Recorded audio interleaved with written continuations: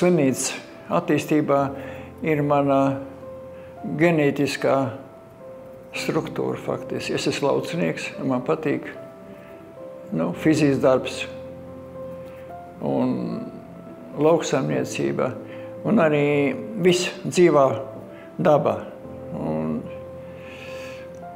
Un tāpēc tā medicīna bija vistuvāk, kur var arī attīstīties, ko var pilnveidot un izzināt dzīvo dabu.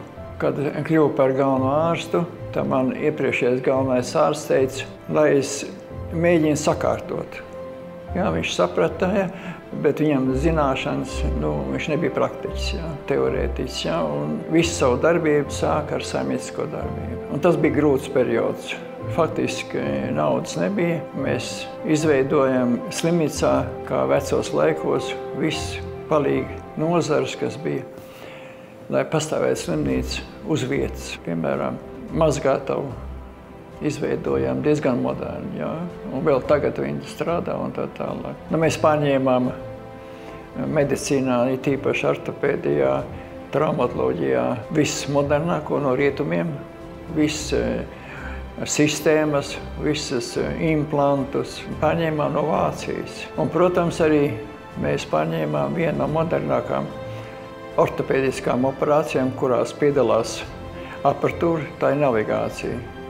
Un ar šo aparatūru mēs kļuvām pirmie Baltijā, un tās operācijas tomēr ir precīzākas.